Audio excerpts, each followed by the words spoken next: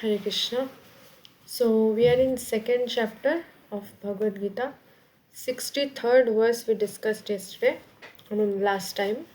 And today we will see 64th shloka of second chapter, contents of the Gita summarized.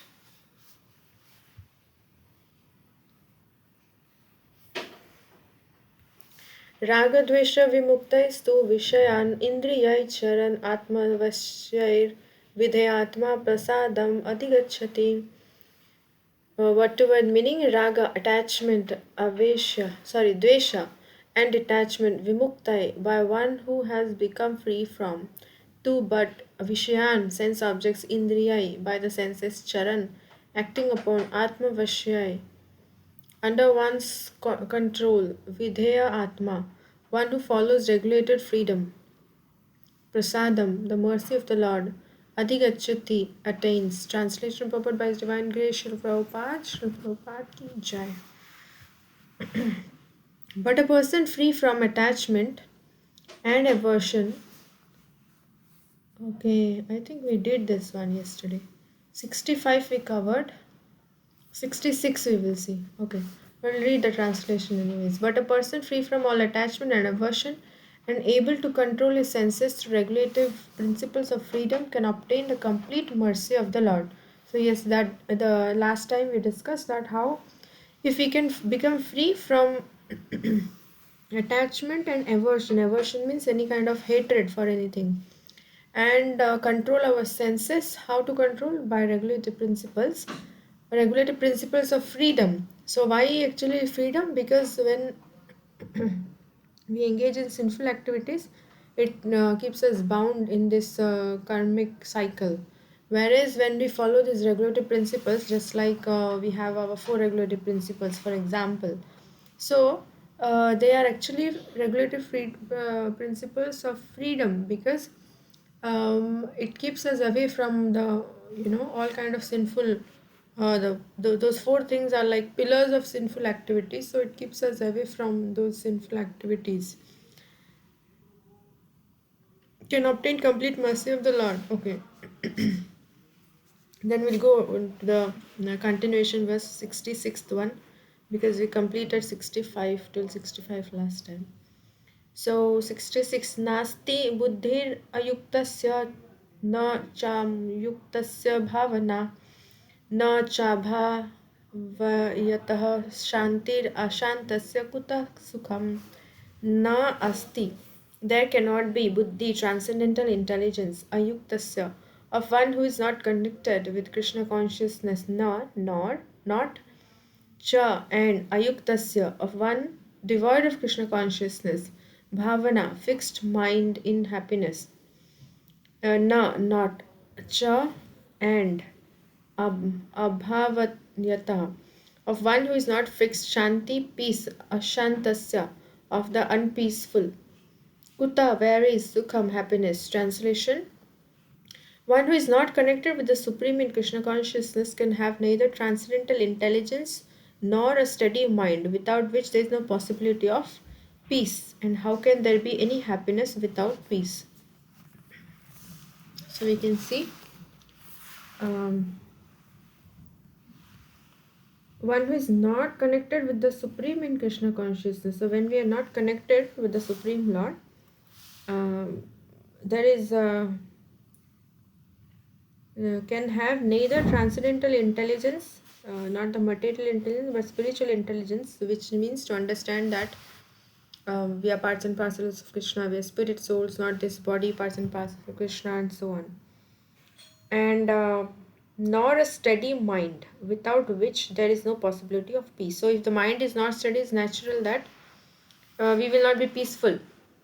If the mind is disturbed, then we are always in anxiety.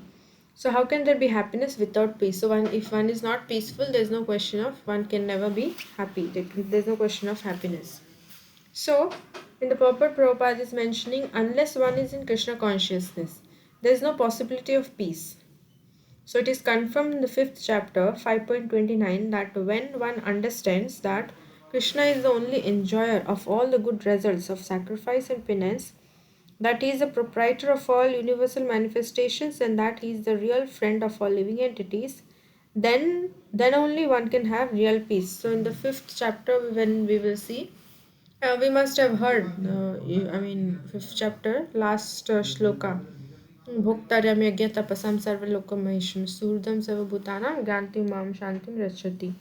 So where Krishna is mentioning that, okay, I am the he is the proprietor, he is a well-wisher. All sacrifices, whatever is being performed, there he is a benefactor. So one who understands this, they can only attain peace. They can only be only they can be actually at peace. So one has to understand this thing, and as Gurudev mentions that as peace formula.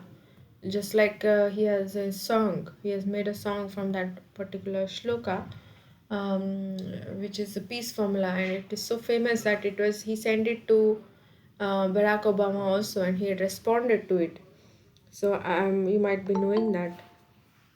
And then Prabhupada mentions, therefore, if one is not in Krishna consciousness, there cannot be a final goal for the mind.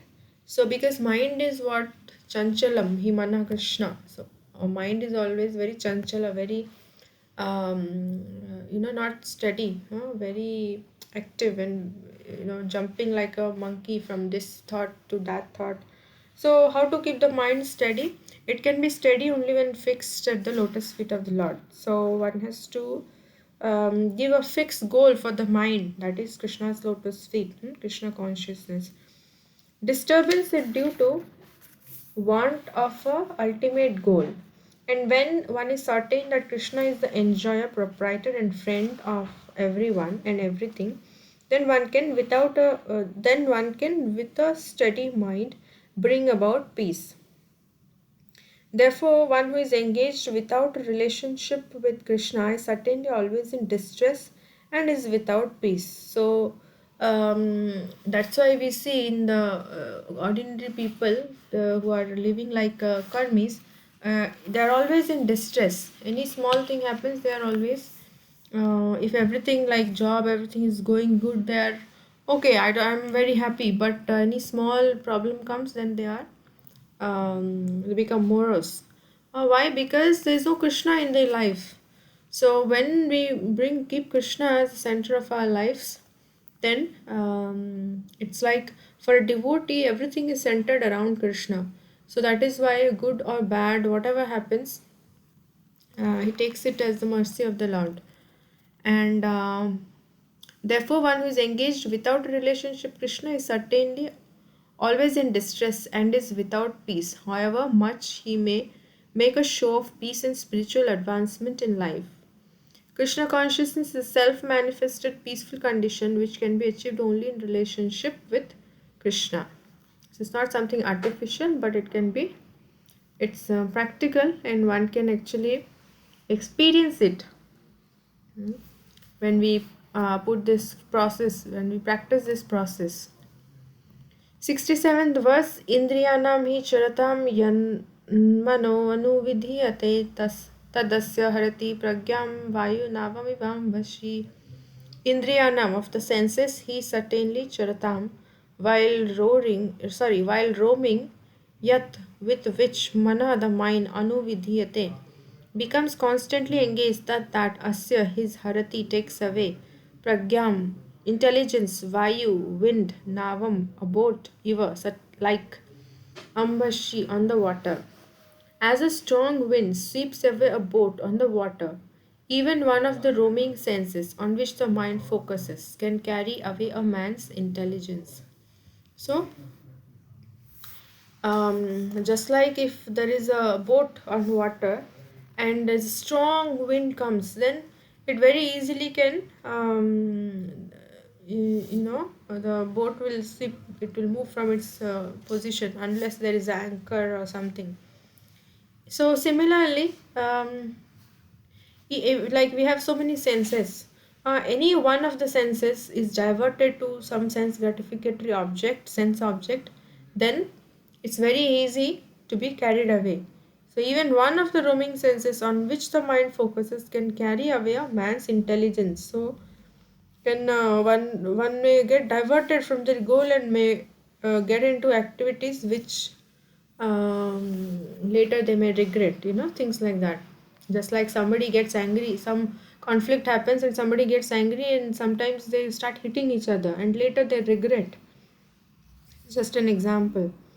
But unless all of the senses are engaged in the service of the Lord, even one of them engaged in sense gratification can deviate the devotee from the path of transcendental advancement.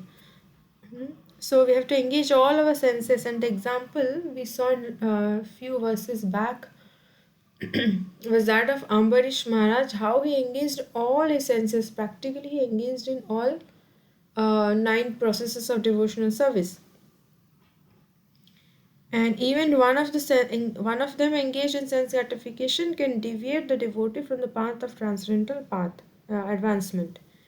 As mentioned in the life of Maharaj Ambarish, all of the senses must be engaged in Krishna consciousness, for that is the correct technique for controlling the mind. 64th verse. Um, Rajni Mataji, you are in office or No, Mataji, in home only. Hare Krishna. Mataji, shall I read, Mataji? Yeah, 68th verse you can read, second chapter, 60. Yeah, sure, Mataji.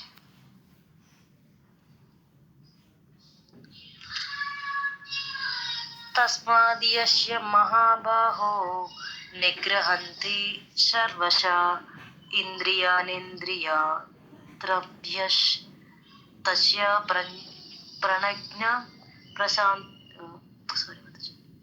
Prastistata tasmat therefore yashya whose mahabaho o mighty armed one nigrahitani so cured down sarvasha all around indriyani the senses indriya arthebhyaha from sense objects tasya his prajna intelligence uh, Pratisthitam, fixed. Translation. Therefore, O mighty armed one whose senses are restrained from their objects is certainly of steady intelligence. Purport. One can curb the forces of sense gratification only by means of Krishna consciousness or engage all the senses in the transcendental loving service of the Lord. As enemies are curbed by the superior force, the senses can similarly be curbed, not by any human endeavor, but only by keeping them sorry, engaged in the service of the Lord. One who has understood this, that only by Krishna consciousness is one really established in intelligence, and that one should practice this art under the guidance of a bona fide spiritual master, is called a sadhaka or a suitable candidate for liberation. Hare Krishna. Hare Krishna. Thank you so much, Mataji. So further, next this shloka, Krishna is saying that, O mighty armed, one whose senses are restrained from their objects is certainly of steady intelligence. So a common man cannot restrain his senses from the sense objects. He will indulge his senses in gratifying. He will indulge the senses in with the sense objects, trying to gratify his senses. But one who is actually wise will restrain the senses from engaging in sense gratificatory activities, and that person is actually of steady intelligence, of fixed intelligence. But one can curb the forces of sense gratification only by means of Krishna consciousness. So there is no other way. By practicing some physical exercise or control of breathing and all, it's not feasible in this. It's not feasible not only this age but in previous ages also. In the sense, we saw the example of Vishwamitra. So he was a great yogi, but he fell into attraction to Menaka. So unless one is taken to devotional service, it is not possible to control the senses or engaging all the senses in the transcendental loving service. So what is Krishna consciousness? Krishna consciousness means to engage all senses in the transcendental loving service of the Lord or devotional service. As enemies are curbed by superior foes, the senses can similarly be curbed not by any human endeavor but only by keeping them engaged in service of the Lord. One who has understood this, that only by Krishna consciousness is one really established in intelligence, and that one should practice this art under the guidance of a bona fide spiritual master is called a sadhaka or suitable candidate for liberation. So sadhaka, one who practices, the sadhana, bhakti,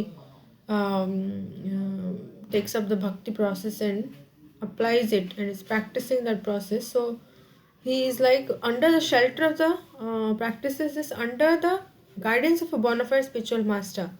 So without that, it will not be fruitful. Why? Because as we know in the Gurvashtakam last shloka, Yashya Prasadat, Bhagavad Prasada, Yashya Prasadat, Nagati Kutopi.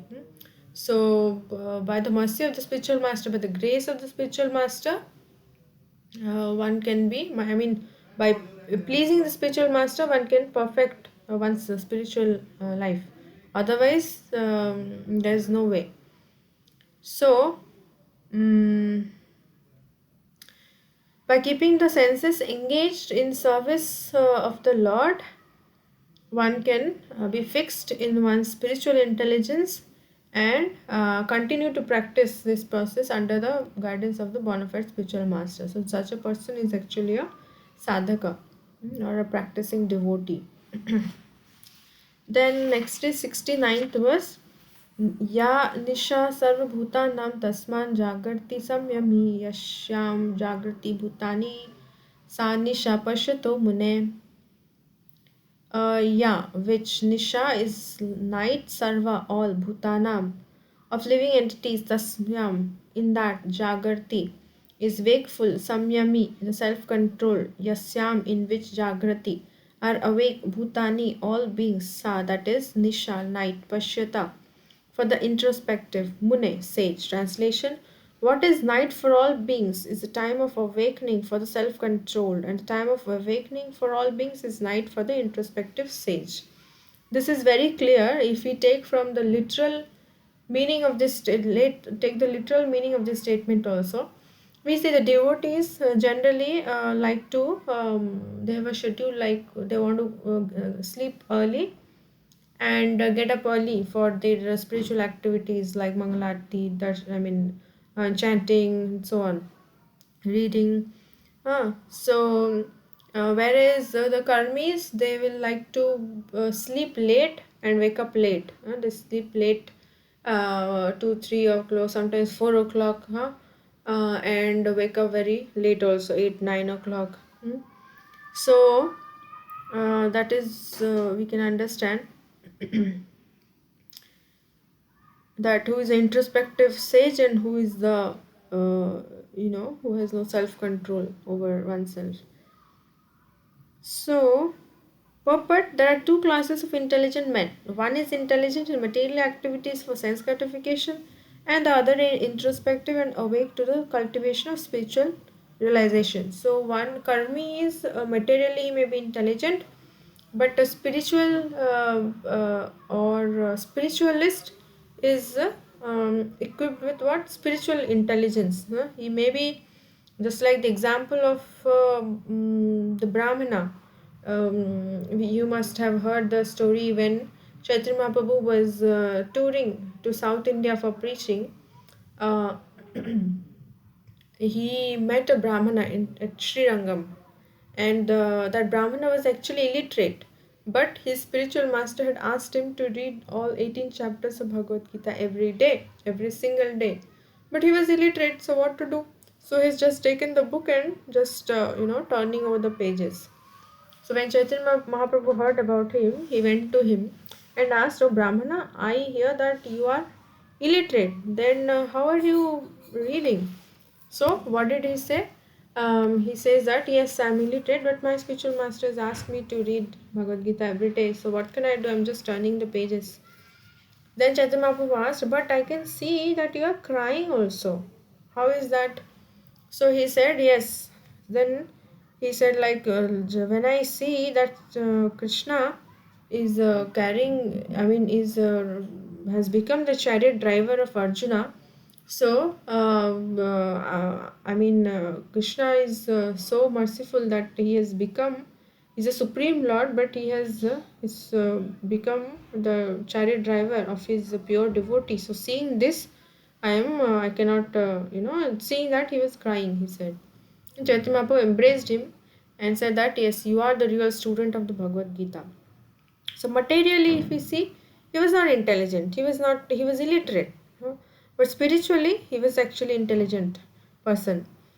So, next Prabhupada mentions activities of the introspective sage or thoughtful man are night for persons materially absorbed. So, materialist will not understand. He will like, okay, you are not very highly educated or this one or what you people do. Like people, some those who are not very much.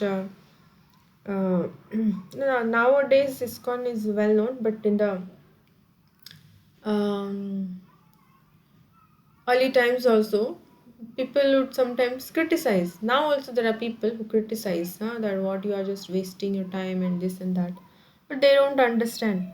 Materialist persons remain asleep in such a night due to the ignorance of self-realization. The introspective sage remains alert in the night of the materialistic man. The sage feels transcendental pleasure in the gradual advancement of spiritual culture, whereas the man in materialistic activities, being asleep to self-realization, dreams of varieties of sense pleasure, feeling sometimes happy and feeling distressed in his sleeping condition. The introspective man is always indifferent to materialistic happiness and distress.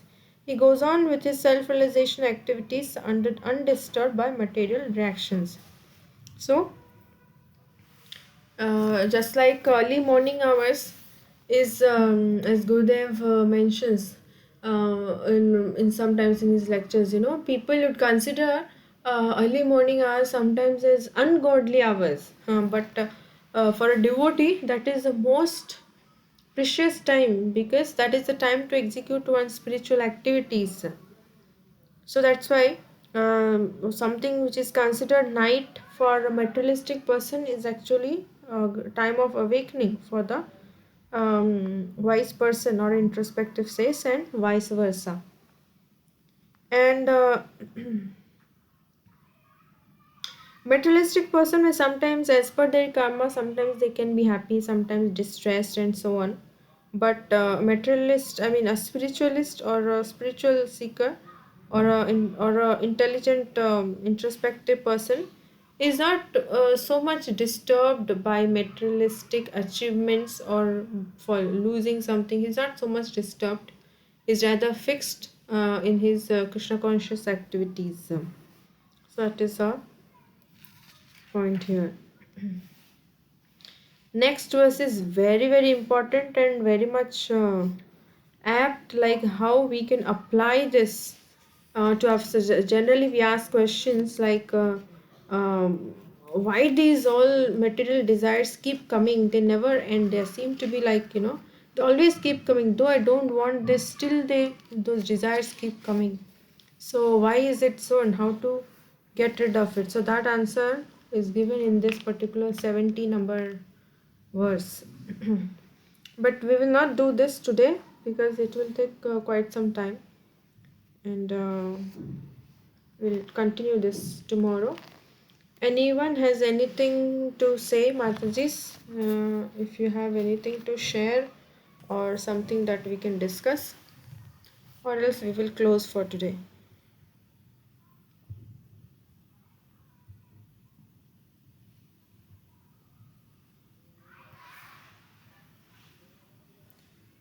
No? Okay, then we will close. So thank you so much, Matajis, for joining. Hare Krishna, Krishna Krishna, Hare Hare, Hare Ram, Ram Ram, Hare Hare. Hare Krishna, Matajis, Rajya Vida Srimad Bhagavad Gita ki jai. Thank you so much, Rajni Mataji, Nisha Mataji. Hare Krishna Mataji. Hare Krishna, Thank you, Mataji. Mataji.